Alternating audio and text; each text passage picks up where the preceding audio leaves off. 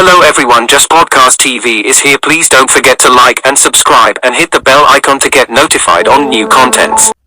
Sarah was a very sensible girl, so after chatting in the living room for a while, she went to the kitchen to help her mother. Tonight there was an important guest at home. She knew that her mother would definitely prepare a large table of sumptuous dishes, so she had to help her share some of the burden. And because Sarah and Winston met James on the same day, Wiley felt that their relationship was extraordinary. He was simply a chatterbox, pulling James along and talking nonstop. Once Sarah had left, he began to talk about the history of his life. Although he had a head full of silver hair, his entire body still looked firm and powerful. His gaze was sharp and his entire person was hale and hearty. James could tell at a glance that he must have been an extraordinary figure when he was young. James had always respected such an old hero, so even though he seemed to be very talkative, James listened very seriously.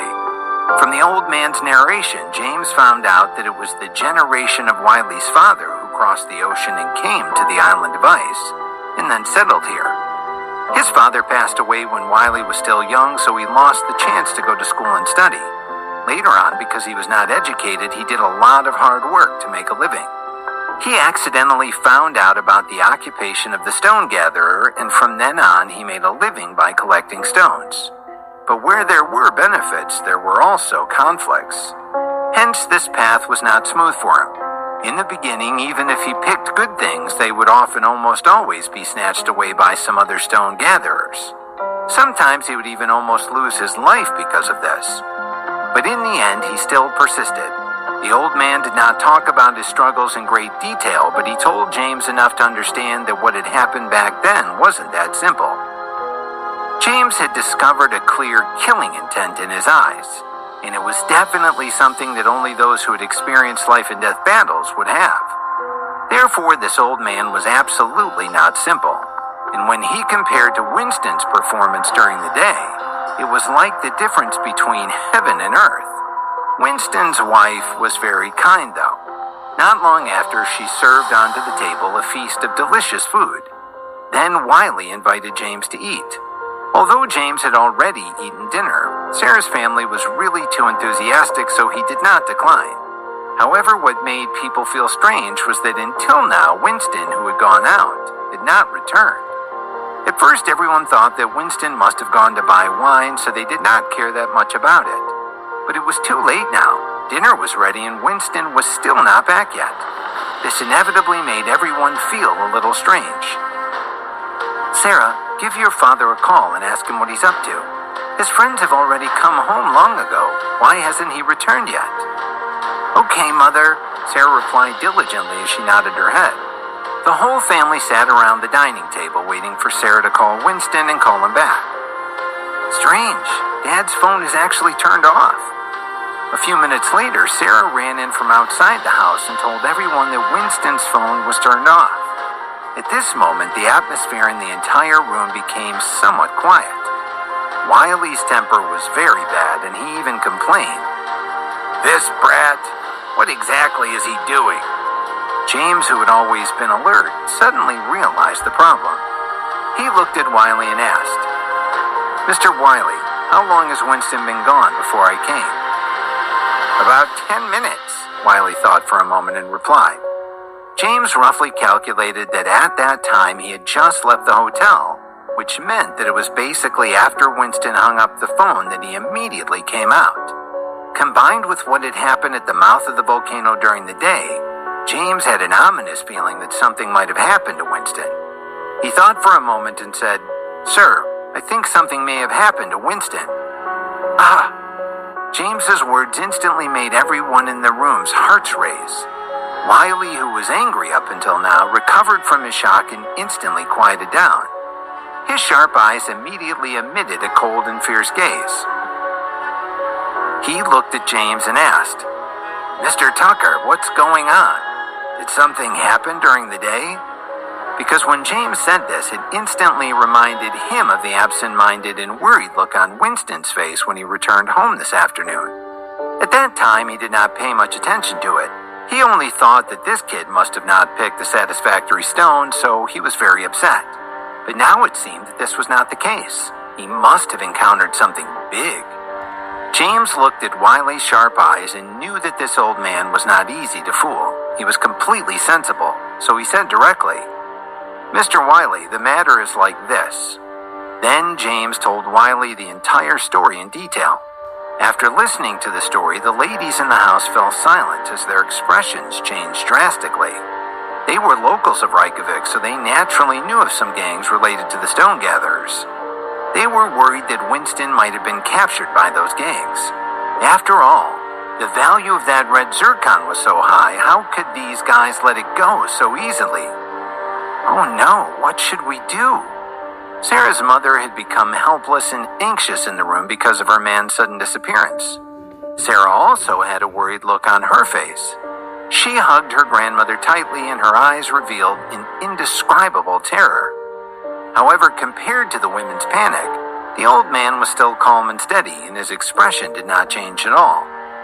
James could tell with one look that he was definitely someone who had experienced great storms and waves in the past. Then he waved his hand and said, "All right, all of you, calm down." It was obvious that Wiley's prestige in this family was extremely high. With just a sound, the three women immediately quieted down and looked at him. The old man was not anxious. Instead, he used a different tone to console them. "Don't worry. Their goal is red zircon.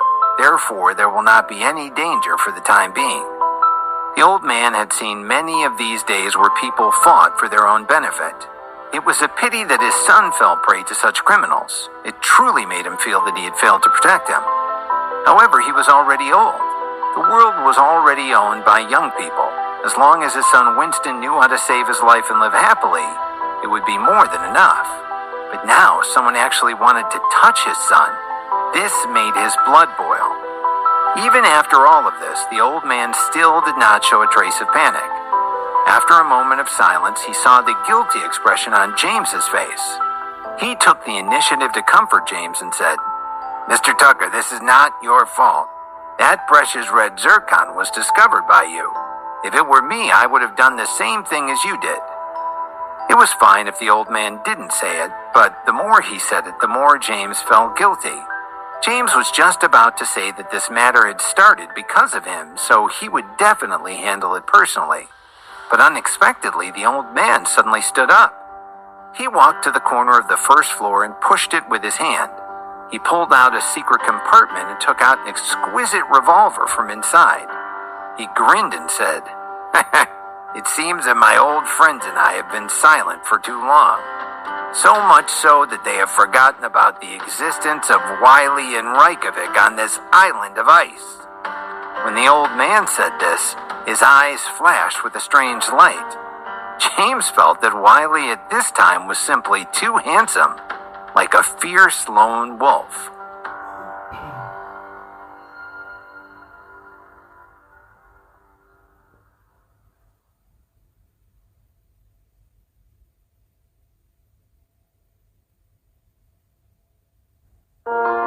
Wiley's actions scared the three women. The old man picked up the gun and slowly walked to the living room. He signaled James to sit down in the living room before asking, "Do you know the names of those people?"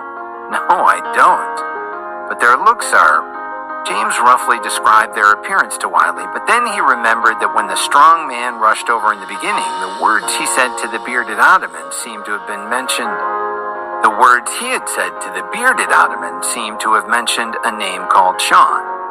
So he quickly added to Wiley, "Oh right, the bearded man in the lead. I heard Jason call his name before. His name seems to be Sean." "Oh." The old man's eyes lit up when he heard that. He said, "Sean, I know. So it's this guy." He naturally knew that guy. When he was active in the various volcanoes of this island of ice, that guy was only a hothead. At that time, with just a glance, Sean would be scared to the point of crawling on the ground. To be honest, back then, he was not even qualified to carry shoes for him. However, Wiley had always wanted to live a dull life. Later, he chose to retire from the martial arts world and bid farewell to those days of fighting and licking blood on the tip of a blade. He also did not want his son Winston to be involved in the disputes of the pugilistic world, so no one knew that Winston was Wiley's son. But he did not expect that those small characters who were not even small fries in his eyes would be so arrogant that they would touch his son's head. He could not swallow this anger, even if he was already past his prime. "Sir, you know them?" James's eyes also lit up as he asked. "Oh, no, I don't know him."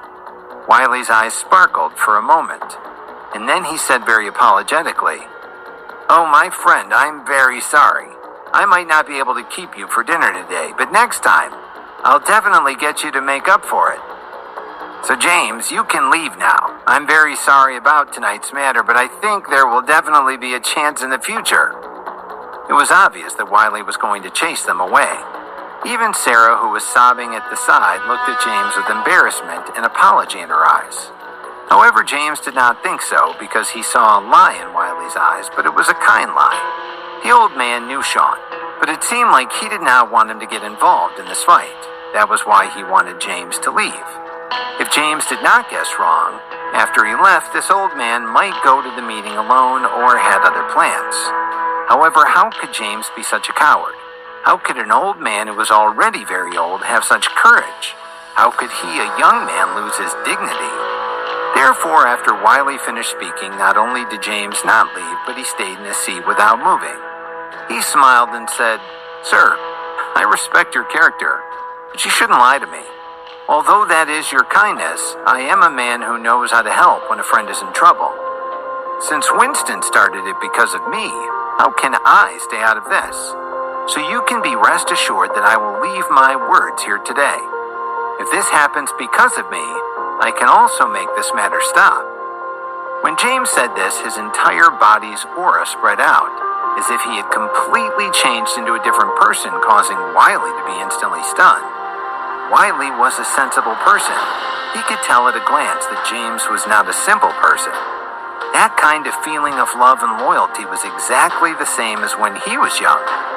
But in the end, he still sighed and said, "James, I know that you are a good person, and I also know that you have some ability. But you have to understand, you should leave as soon as possible. It would be best if you leave Reykjavik tonight. I'm not trying to lie to you. It's just that this matter might be quite troublesome. You can't get involved at all." What Wiley said was the truth. In fact, he did not know which organization Sean was attached to, but he knew that this matter was not simple. That was why he kindly let James leave and did not want him to get involved.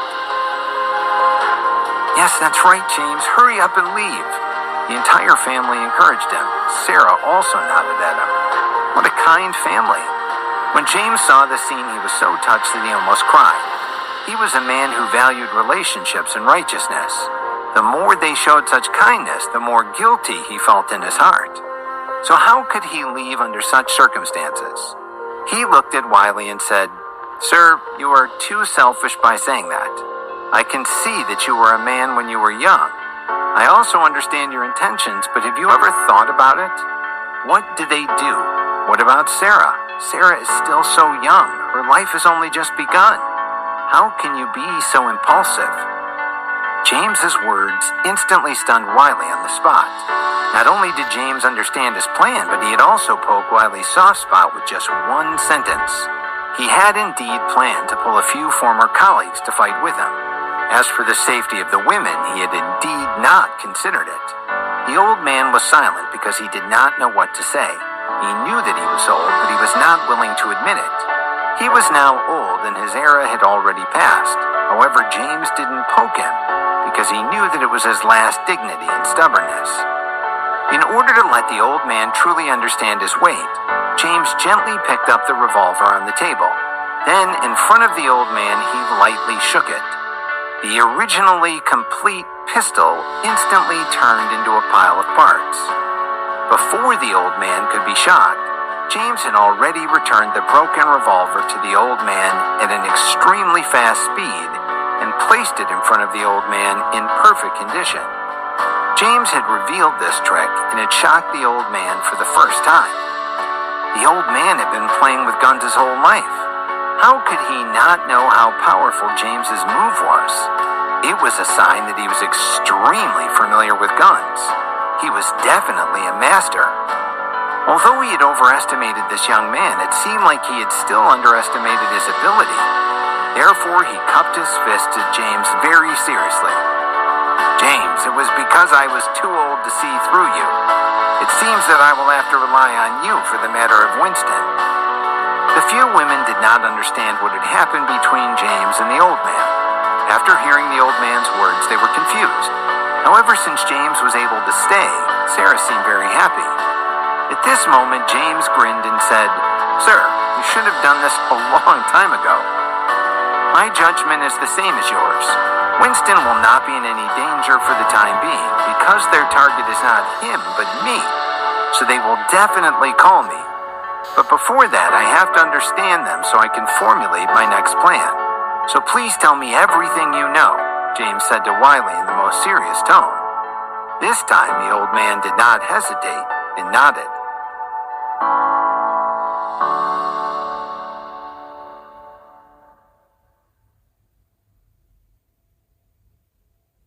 Wiley paused for a moment, then said, "I know Sean. He used to be a very small-time collector, but later on, I don't know exactly which organization, but he became attached to one." When the old man spoke of the past, his eyes lit up and he shook his head as if he had returned to the glorious years of the past. After he finished eating, he said, "I can ask my old friends. They might know something." He pushed away his plate and pulled his phone out of his shirt pocket, punching in a number. He then put it on speaker when someone answered. "Hello, old friend." A vigorous and powerful voice quickly replied, "Wiley, is that you? My God, it's been a long time." "Sam, call the gang and bring them to my house." "Big brother, you have finally summoned us." Wiley nodded. "We all thought that we would never have to see this day again when we had to reawaken our old passions, but that day has come. I need your skills." As soon as Wiley finished speaking, Sam's excited voice blared from the phone. "Okay, sir. I guarantee that our members will be there soon."